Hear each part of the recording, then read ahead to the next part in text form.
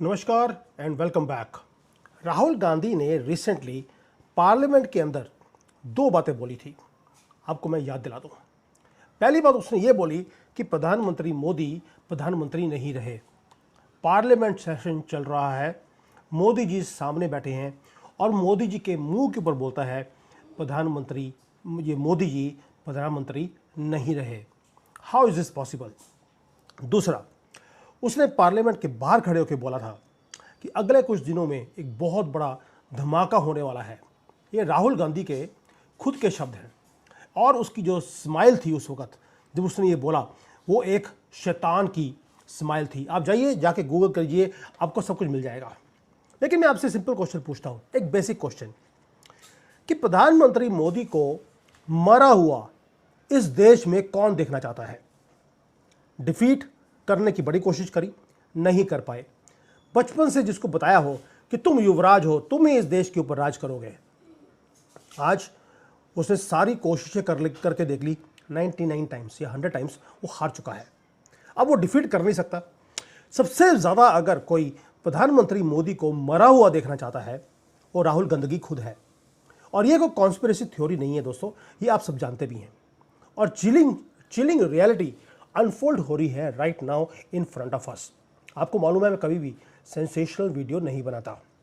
जब मेरे पास फैक्ट्स आते हैं, 2 दिन से लोग लगे हैं, वो एनआईए ने एक आदमी पकड़ लिया, हमने एनआईए ने हमारे ने एक क्रैकडाउन कर दिया है, एक ओपन सीक्रेट जियोपॉलिटिकल असैसिनेशन का प्लॉट था जो हमारी आंखों के सामने हो रहा है। किसी ने इसको डीपली एनालाइज ही नहीं किया, ना ही इनको इन्वेस्टिगेट करने की कोशिश करी। राहुल गांधी ने सारी कोशिशें कर ली मोदी जी को हराने के लिए, यहाँ पर कू कराने की कोशिश कर ली, जेन जी को बाहर निकालने की कोशिश कर ली, किसानों को सड़कों पे ले आया, कुछ नहीं हुआ।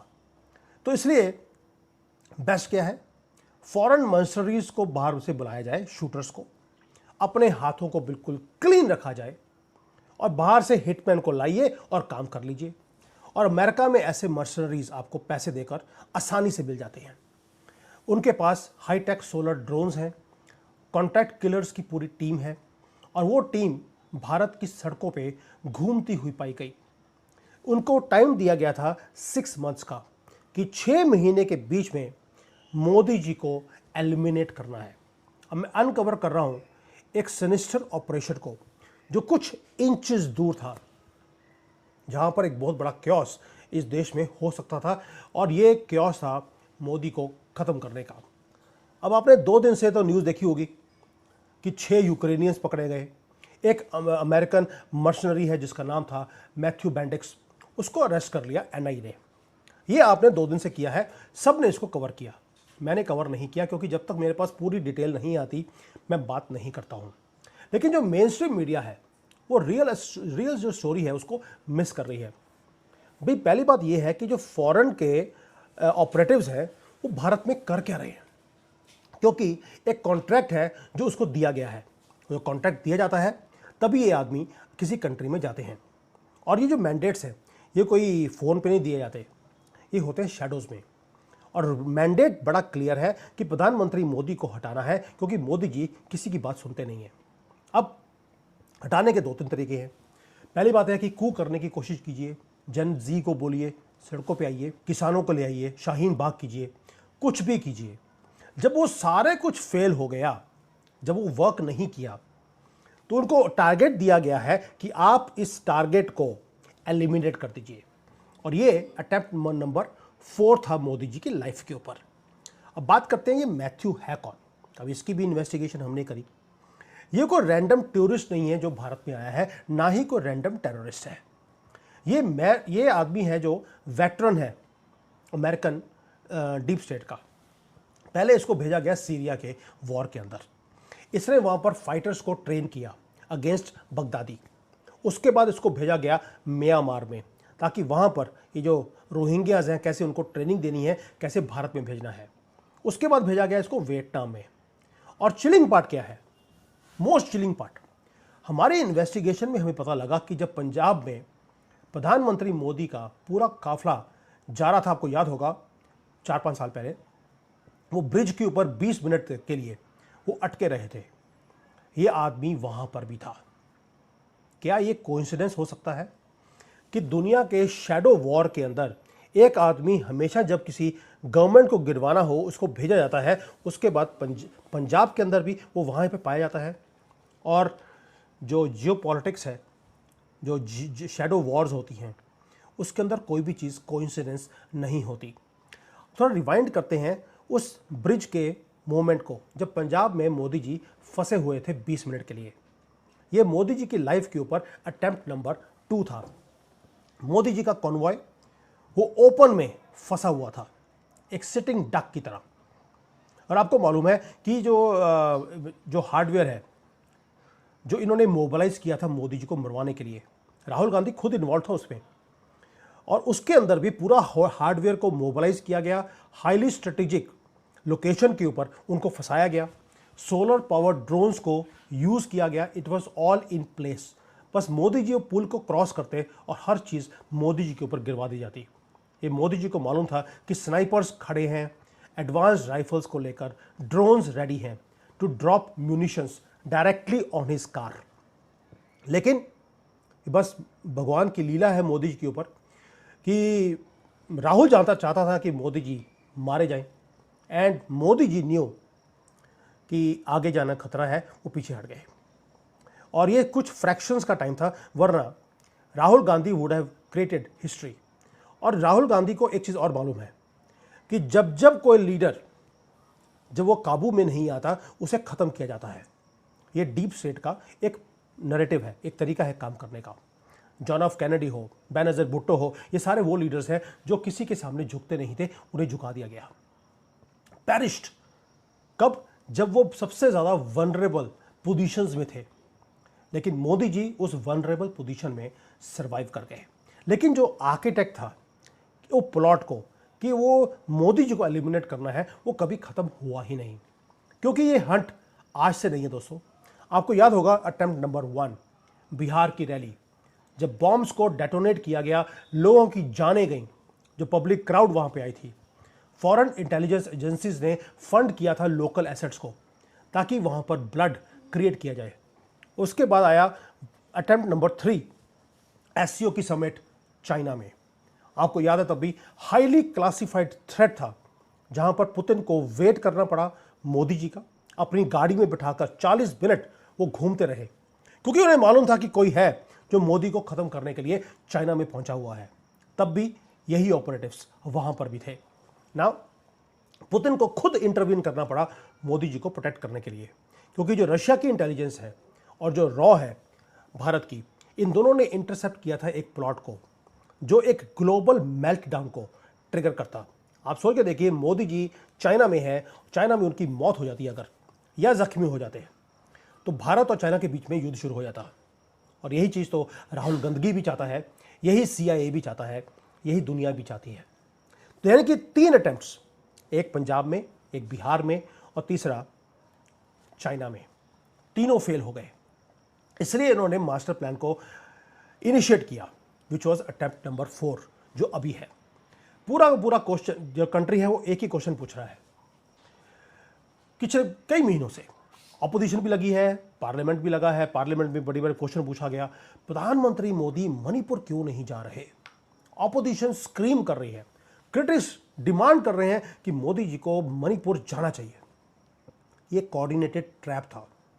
दे wanted Modi to go to North East, क्योंकि वहां पर कोई वेट कर रहा था, और वेट कर रहा था Matthew Bendix, heavily armed squad के साथ पोजीशन किया हुआ, और साथ में थे फॉरेन के ड्रोन्स। उनको स्मगल किया गया पीस बाय पीस बॉर्डर से, कभी मणिपुर से, कभी त्रिपुरा से, ताकि कोई टू अवॉइड डिटेंशन, किसी को पता नहीं लगे। अगर पूरा ड्रोन आएगा हो सकता पकड़े जाएं। पार्ट बाय पार्ट इनको लेकर आया गया, उसे असेंबली किया भारत के जो पहाड़ी इलाके हैं वहाँ बैठकर।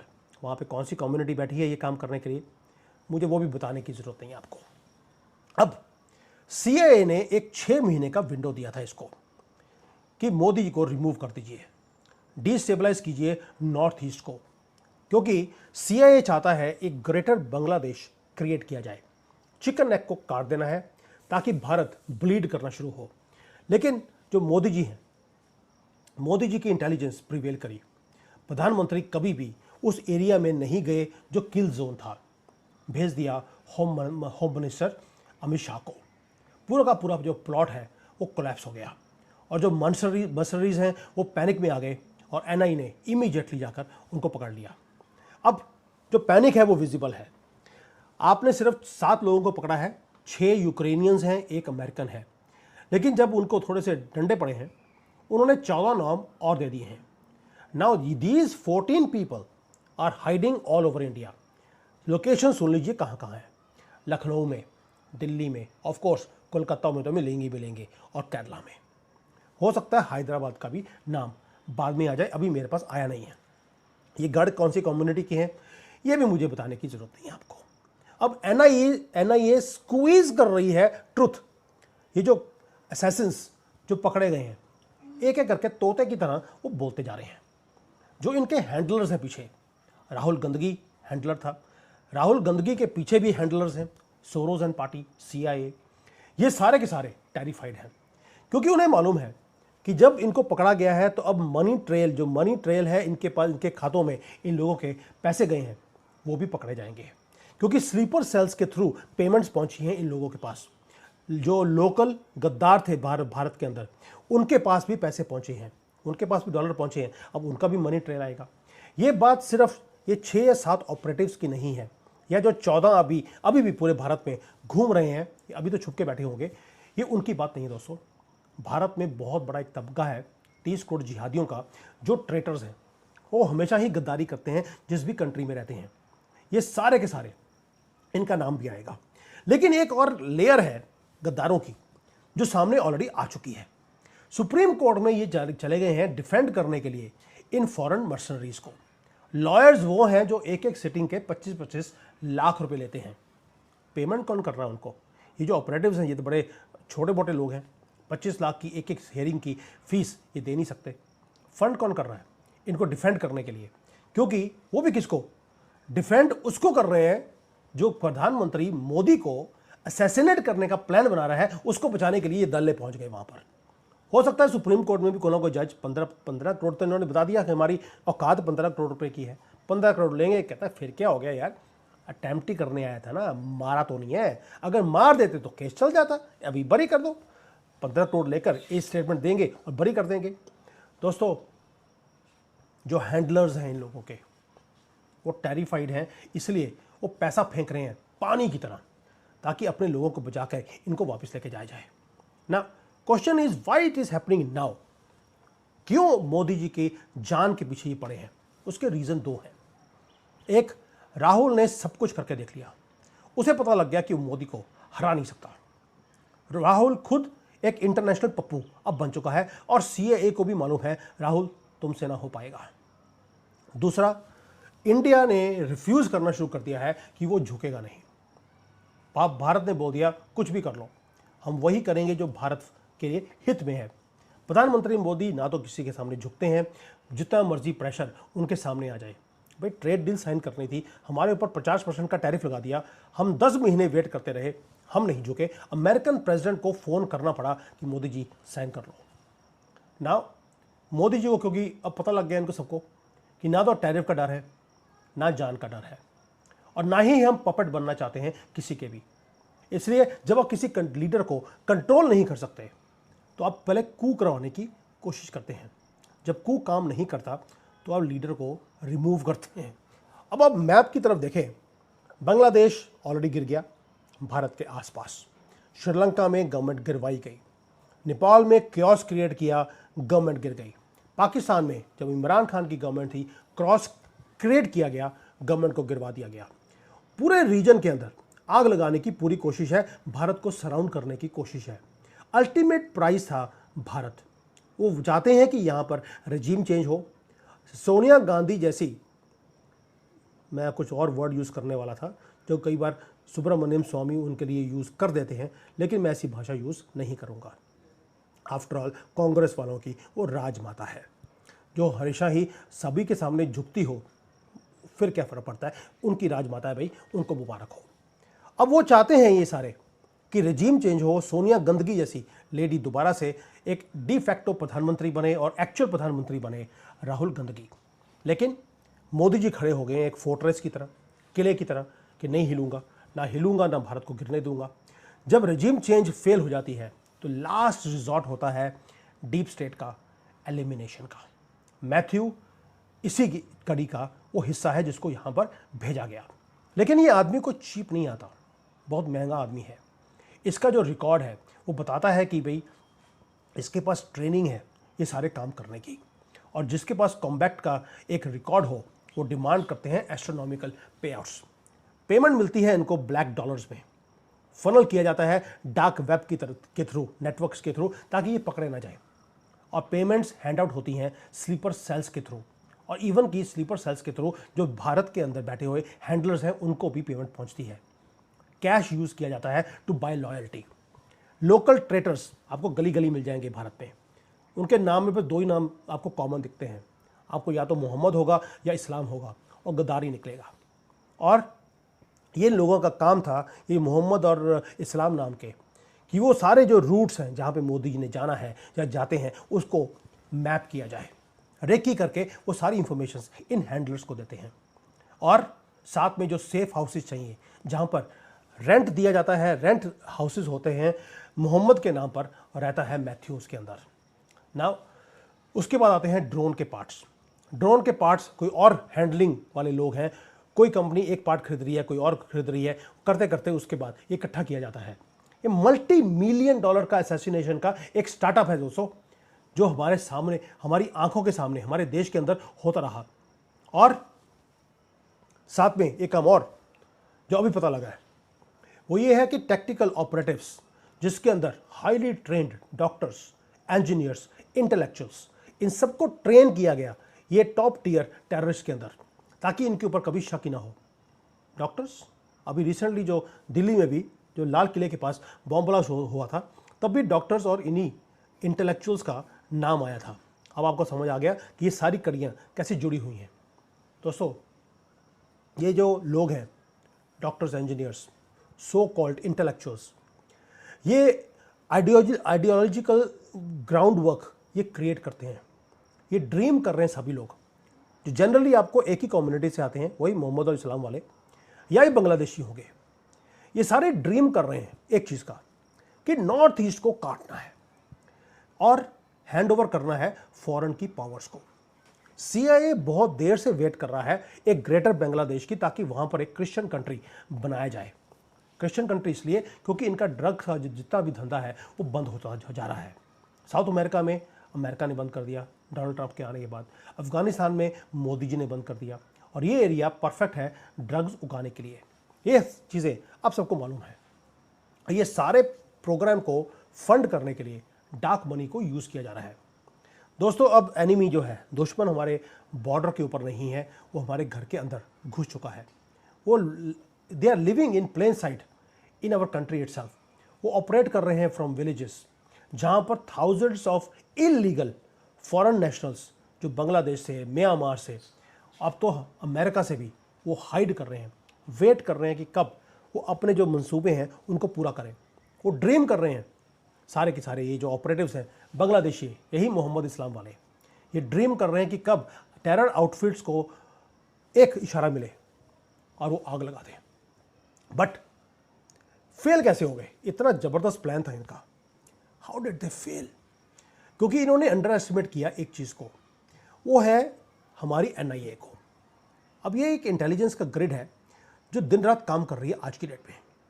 इन्होंने फरीदाबाद में, कश्मीर में, उड़ीसा में, कोलकाता में जा जाकर एक एक लोग जो गोली चलाने वाले थे, बॉम्ब ब्लास्ट करने वाले थे, उनको एडवांस में पकड़ लिया।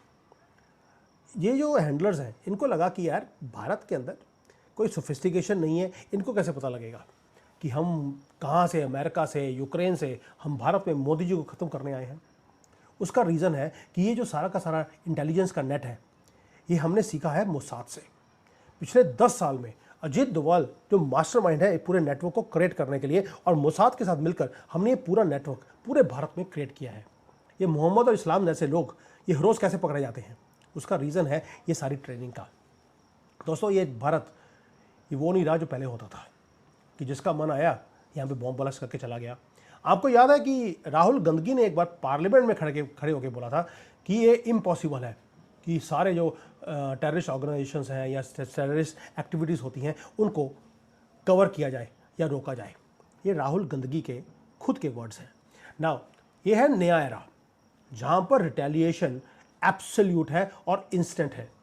अब हम टेरर नेटवर्क्स को इंटरसेप्ट भी करते हैं। इससे पहले कि वो गोली चलाएं, हम गोली पहले इनके ऊपर चलाते हैं। इन्होंने हमारी गवर्नमेंट को गिरवाने की कोशिश करी, फेल हो गए। इन्होंने हमारी इकॉनमी को क्रैश करने की कोशिश करी हिंडनबर्ग की रिपोर्ट के थ्रू, ये फेल हो गए। इन्होंने असैसिनेशन करने की कोशिश करी मोदी जी की 4 बार, ये फेल हो गए। और जो 4th अटेम्प्ट था उसको हमने क्रश कर दिया इससे पहले कि वो शुरू होता।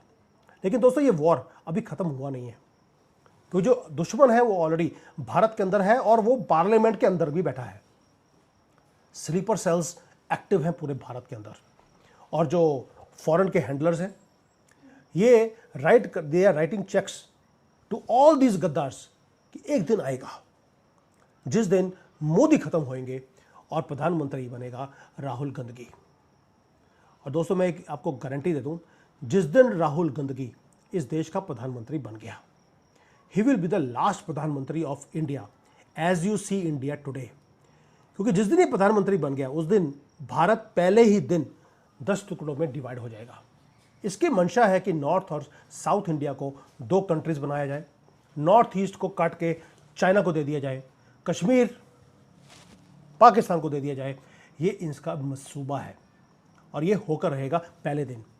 और क्योंकि इसने गारंटी दिया हुआ है चाइना को, पाकिस्तान को, सोरोस को, इवन की CIA को, और आखिरी अपनी मुस्लिम कम्युनिटी को, ये देश मैं तुम्हारे हाथों में दे दूंगा, जो करना है इसका रेप आप कर दीजिए। लेकिन जो साइलेंट वॉर गार्डियंस हैं इस देश के, आप और मेरे जैसे लोग, we have to remain awake. जो इन्वेस्टिगेशन मैंने करी है, हम हक्के बक्के रह गए हैं। कितना बड़ा प्लान था इन लोगों का मोदी जी को ख़त्म करने का। ये जो शैडोज़ में काम हो रहा है ये होता रहेगा। We have to keep our eyes open. जैसे NIA ने अपनी आंखें खोल के रखी थी, हमने इस अटैम्प्ट को पकड़ लिया और अगला अटैम्प्ट ये आता रहेगा। उसकी प्लानिंग ऑलरेडी शुरू हो चुकी है। राहुल गंदगी ने बोला था अगले कुछ दिनों में एक बहुत बड़ा धमाका होने वाला है, वो धमाका यही था। But being Rahul Gandhi, you never know what else he has planned. Thank you. Jai Hind. Vande Mataram.